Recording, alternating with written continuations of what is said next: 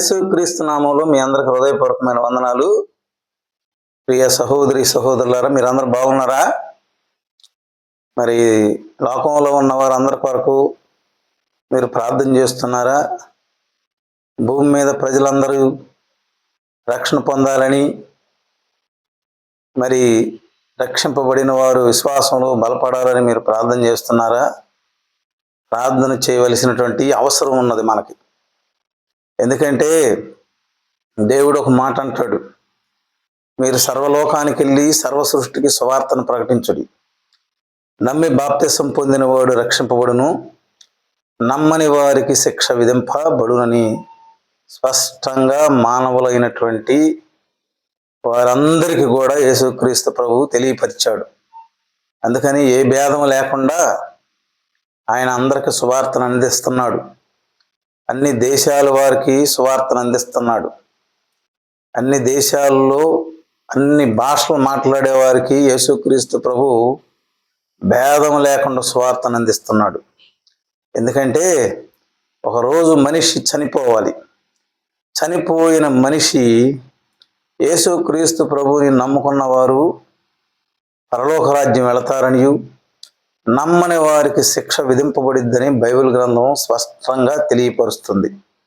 కాబట్టి ఈ లోకంలో జీవిస్తున్నటువంటి మనము ఏది నిజమో ఏది అబద్ధమో నమ్మవలసినటువంటి అవసరం ఉన్నది, తెలుసుకోవలసినటువంటి అవసరం ఉన్నది, నిజాన్ని అబద్ధాన్ని. కాబట్టి జ్ఞానము వివేకము ఇచ్చినటువంటి దేవుడు మరి మనకి సత్యమును గురించి తెలుసుకోవాలని మరి ఆశపడుతున్నాడు. ప్రియ సహోదరి సహోదరులారా, మరి ప్రపంచంలో ఉన్న మానవులారా, మరి యుద్ధములు జరుగుతున్నాయి కదా. రష్యా ఉక్రెయిన్ యుద్ధం, అమెరికా ఇరాన్ మీద యుద్ధం, ఇజ్రాయేలు ఇరాన్ మీద యుద్ధం, ఇరాను అరబ్ దేశాల మీద యుద్ధం. ఇలాగా యుద్ధములు జరుగుతున్నాయి. ఇజ్రాయేలు పాలస్తీనా మీద యుద్ధం చేస్తుంది, లెబనాన్ మీద యుద్ధం చేస్తుంది, గాజా మీద యుద్ధం చేస్తుంది, ఇరాన్ మీద యుద్ధం చేస్తుంది. ఆ యొక్క ఇజ్రాయేలు దేశం మీదకి వచ్చే ప్రతి దేశం మీద యుద్ధం చేయటానికి సిద్ధముగా ఉన్నది. తద్వారా మానవ లోకంలో అనేక మంది చనిపోతున్నారు, అనేక మంది మనుషులు చనిపోతున్నారు. ఇలారా చనిపోతున్నారు, చిన్నపిల్లలు చనిపోతున్నారు, పెద్దవారు చనిపోతున్నారు. వయసుతో సమానము, ఏమి వయసు ఒక వయసు అనే భేదం లేకుండా కదా అందరూ చనిపోతున్నారు. బాల్య దినములు మొదలుకుని ముదుము వచ్చేవారు వరకు ఉన్న వారందరూ కూడా చనిపోతున్నారు. మానవుడు చనిపోతున్నాడు. అందుకనే యేసుక్రీస్తు ప్రభు అంటాడు, మిమ్మల్ని మరణములో నుండి జీవములోనికి దాటించటానికి నేను ఈ భూమి మీదకి మానవుడుగా వచ్చానని సెలవిస్తున్నాడు. అవును, మరణిస్తున్నాం. ఆ మరణాన్ని తప్పించడానికి యేసుక్రీస్తు ప్రభు వచ్చి ఉండగా, ప్రియ సహోదరి సహోదరులారా, చిన్నపిల్లలు ఆయా దేశాలలో యుద్ధములు జరుగుచుండగా మరి చిన్నపిల్లలు చనిపోతున్నారు కదా. చిన్నపిల్లలు చనిపోయి ఎక్కడికి వెళ్తున్నారు? అయితే బైబిల్ గ్రంథం ఏమి చెబుతుందో మనం దాని గురించి చూసుకుందాం, పిల్లల గురించి చూసుకుందాం. ప్రియులారా, మత్తయి సువార్త మనం బైబిల్ గ్రంథంలో చూసుకుందాం. మత్తయి సువార్త 18వ అధ్యాయము 1 నుంచి మనం 7 వరకు చదువుకుందాం. మత్తయి సువార్త 18వ అధ్యాయము 1వ వచనం నుండి 7వ వచనం వరకు చదువుకుందాం. ఆ కాలంలో శిష్యులు యేసు వద్దకు వచ్చి, పరలోక రాజ్యంలో ఎవడు గొప్పవాడని అడుగుగా, ఆయన ఒక చిన్న బిడ్డను తన యొద్దకు పిలిచి వారి మధ్యను నిలబెట్టి ఇట్లనెను, మీరు మార్పు నొంది బిడ్డల వంటి వారైతేనే గాని పరలోక రాజ్యములో ప్రవేశింపరని మీతో నిశ్చయముగా చెప్పుచున్నాను. కాగా ఈ బిడ్డల వలె తనను తాను తగ్గించుకున్నవాడు ఎవడో వాడే పరలోక రాజ్యంలో గొప్పవాడు. మరియు ఇలాంటి యొక్క బిడ్డను నా పేరట చేర్చుకున్నవాడు నన్ను చేర్చుకును. నా యందు విశ్వాసముంచు ఈ చిన్నవారిలో ఒకని అభ్యంతరపరచువాడు ఎవడో వాడు మెడకు పెద్ద తిరగట్టి రాయి కట్టబడిన వాడి మిక్కిలి లోతైన సముద్రములో ముంచివేయబడుట వానికి మేలు. అభ్యంతరములు వలన లోకమునకు శ్రమ, అభ్యంతరములు రాక తప్పవు గాని ఎవని వలన అభ్యంతరము వచ్చునో ఆ మనుషునికి శ్రమ. ప్రియ సహోదరి సహోదరులారా, మనం ప్రార్థన చేసుకుందాం. ప్రేమ కలిగిన ప్రియ ప్రభువా, నీ ఘనమైన నామమును బట్టి నిన్ను మేము స్తుతిస్తున్నాం. మా జీవితంలో మరొక దినాన్ని పొడిగించి ఇప్పటి వరకు మమ్మల్ని కాపాడిన విధానాన్ని బట్టి కృతజ్ఞతలు. ఉదయకాలం నుండి ఇప్పటి వరకు నీ రెక్కల చోటను మమ్మల్ని భద్రపరిచావు ప్రభువా, నిన్ను మేము స్తుతిస్తున్నాం. ప్రభువా, ఈ సమయంలో నీ వాక్యాన్ని మేము చదువుకుని ఉన్నాం ప్రభువా. మా అందరి కొరకు ఆశీర్వదించండి ప్రభువా. అందరితో నువ్వు మాట్లాడే దేవుడు కనుక, నీ వాక్యము రెండంచులు కలిగినటువంటి ఖడ్గము కనుక ప్రభు అందరితో మాట్లాడమని మహిమ ఘనత ప్రభావం పొందమని వేడుకుంటూ నీ చేతులకు అప్పచెప్పుకుంటూ నిలబడిన దాసుడు వట్టి వాడిని జ్ఞాపకం చేసుకోమని మా విమోచకుడు ప్రాణప్రియుడు త్వరలో రానయ్యన్న యేసుక్రీస్తు ప్రభు నామంలో చేరి ప్రార్థించి వేడుకుంటున్నాము ప్రభువా, ఆమేన్. ప్రియ సహోదరి సహోదరులారా, మరి మనం వాక్య భాగం చదువుకున్నాం. ఇప్పుడు ఈ కాలంలో యుద్ధములలో అనేకంగా జరుగుతుండగా వాటిల్లో చిన్న బిడ్డలు చనిపోతున్నారు. మరి ఆయా యాక్సిడెంట్ల ద్వారా కూడా చిన్న బిడ్డలు చనిపోతున్నారు. మరి అనేక విధాలుగా చిన్న పిల్లలు చనిపోతున్నారు. ఈ చిన్న పిల్లల విషయంలో ప్రభువైన యేసుక్రీస్తు ఏం మాట్లాడుతున్నాడంటే, మత్తయి సువార్త 18వ అధ్యాయము 5వ వచనం నుండి మనం చదువుకున్నప్పుడు, మరియు ఇలాంటి యొక్క బిడ్డను నా పేరట చేర్చుకునేవాడు నన్ను చేర్చుకొనును, నా యందు విశ్వాసముంచు ఈ చిన్నవారిలో ఒకనిని అభ్యంతరపరచువాడు ఎవడో వాడు మెడకు పెద్ద తిరగటి రాయి కట్టబడిన వాడే మిక్కిలి లోతైన సముద్రములో ముంచివేయబడిట వానికి మేలు. ఇక్కడ మత్తయి సువార్త 18:6లో నా యందు విశ్వాసముంచు ఈ చిన్న బిడ్డలు, ఈ చిన్న పిల్లలు, ఒక మాటలో చెప్పుకోమంటే ఈ చిన్నవారిలో అని అంటాడు. ఆయన యందు, ఎవరి యందు విశ్వాసం ఉంచుతున్నాడు? సృష్టికర్త అయినటువంటి యేసుక్రీస్తు ప్రభు యందు ఈ చిన్న పిల్లలు విశ్వాసం ఉంచుతున్నారు. మరి ప్రపంచవ్యాప్తంగా అనేక విధాలుగా చిన్నపిల్లలు చనిపోతున్నారు. చనిపోయేటప్పుడు పెద్దవారు అసలు దేవుడు ఉన్నాడా లేడా, నా బిడ్డను తీసుకెళ్ళిపోయాడు, దేవుడికి అసలు కళ్ళు ఉండయా లేవా, ఆయన చూస్తున్నాడా లేదని ఇలాంటి వాళ్ళకు కలిగిన, వాళ్ళ కుటుంబంలో కలిగిన వేదనను బట్టి, బిడ్డ పోగొట్టుకున్న వేదనను బట్టి వాళ్ళు అలాగ మాట్లాడుతూ ఉంటారు. కాబట్టి యేసుక్రీస్తు ప్రభు బైబిల్ గ్రంథం సెలవిచ్చేది ఏంటంటే, నా యందు విశ్వాసముంచు ఈ చిన్నవారిలో. కదా, ఈ చిన్నపిల్లలు ఎవరి యందు విశ్వాసం ఉంచుతున్నారు? యేసుక్రీస్తు ప్రభు యందు చిన్న బిడ్డలు విశ్వాసం ఉంచుతున్నారు. ఎందుకు ఉంచుతున్నారు? నీకు తెలియదు ఆ విషయం.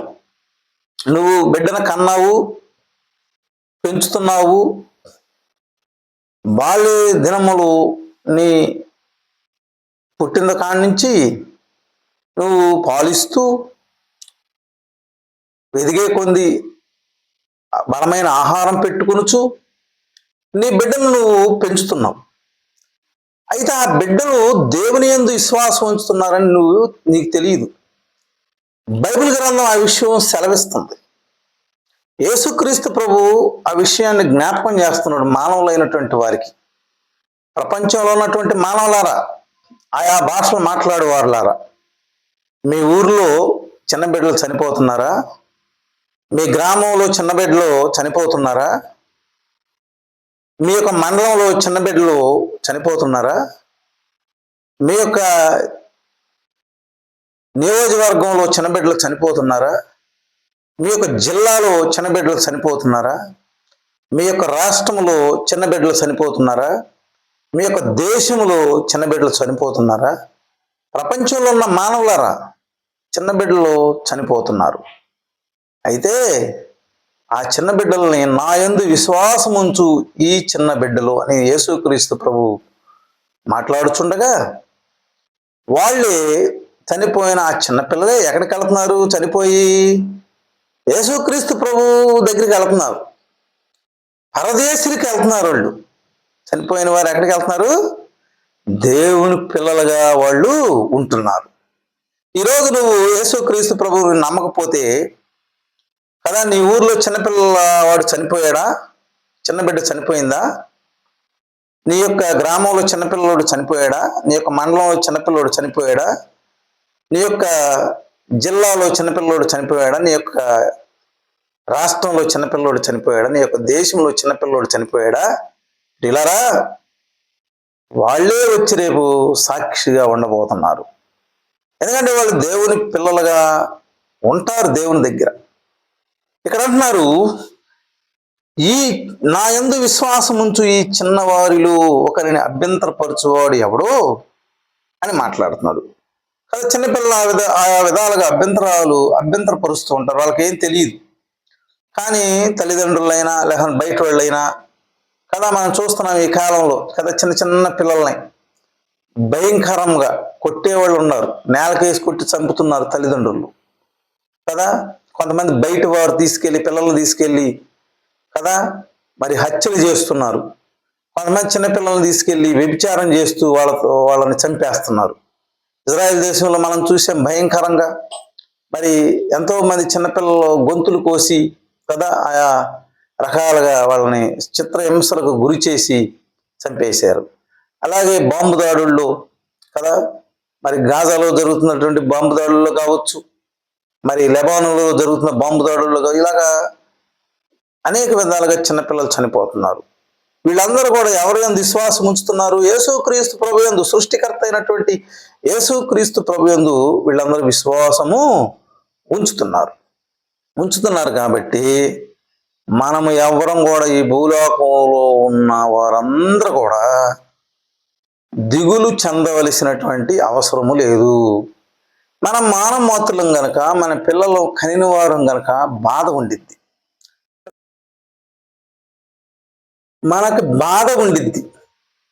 కాబట్టి అయినను మనం చింతించవలసినటువంటి అవసరం లేదు. ఎందుకంటే సృష్టికర్త అయిన దేవుని యందు ఈ బిడ్డలు విశ్వాసం ఉంచుతున్నారని బైబిల్ గ్రంథం స్పష్టంగా చెబుతుంది. ప్రియ సహోదరి సహోదరులారా, భూమి మీద ప్రజలారా, మీరు ఆలోచన చేయవలసినటువంటి అవసరం ఉన్నది.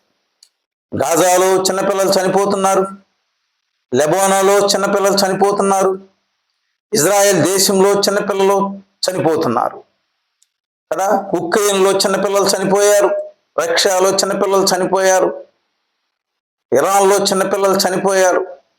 ఇలా భూమి మీద యాక్సిడెంట్ల ద్వారా చిన్నపిల్లలు చనిపోయారు. వీళ్ళందరూ ఎవరు యందు విశ్వాసం ఉంచుతున్నారు? దేవుని యందు విశ్వాసం ఉంచుతున్నారు. కాబట్టి వీళ్ళు చనిపోయిన ఈ చిన్న బిడ్డలు ఎవరి దగ్గరికి చేర్చబడుతున్నారంటే దేవుని దగ్గరికి చేర్చబడుతున్నారు. ఈ మాట నువ్వు నమ్మిన ఎడల, నువ్వు విశ్వసించిన ఎడల. అందుకని దేవుడు అంటాడు, మీరు సర్వలోకానికి వెళ్ళి సర్వ సృష్టికి సువార్తను ప్రకటించుడి, నమ్మి బాప్తిసం పొందిన వాడు రక్షింపబడును, నమ్మని వారికి శిక్ష విధింపబడును. అయ్యా, ఏ భేదం లేకుండా భూమి మీద ప్రజలందరూ యేసుక్రీస్తు ప్రభు ప్రేమిస్తుండగా నువ్వు నీ గ్రామంలో చిన్న బిడ్డ చనిపోయాడని నువ్వు బాధపడుతున్నావే, నీ యొక్క మండలంలో చిన్న బిడ్డ చనిపోయాడని నువ్వు బాధపడుతున్నావే, నీ యొక్క జిల్లాలో చిన్నపిల్లలు చనిపోతున్నారని నువ్వు బాధపడుతున్నావే, నీ యొక్క రాష్ట్రంలో చిన్నపిల్లలు చనిపోతున్నారని నువ్వు బాధపడుతున్నావే, నీ యొక్క దేశంలో చిన్నపిల్లలు చనిపోతున్నారని నువ్వు బాధపడుతున్నావే, ప్రపంచంలో చిన్నపిల్లలు చనిపోతున్నారని నువ్వు బాధపడుతున్నావే. ఆ చనిపోయినటువంటి చిన్న పిల్లలు ఎక్కడికి వెళ్తున్నారో తెలుసా? పరలోక రాజ్యము, యేసుక్రీస్తు ప్రభు దగ్గరికి వెళ్తున్నారు వాళ్ళు.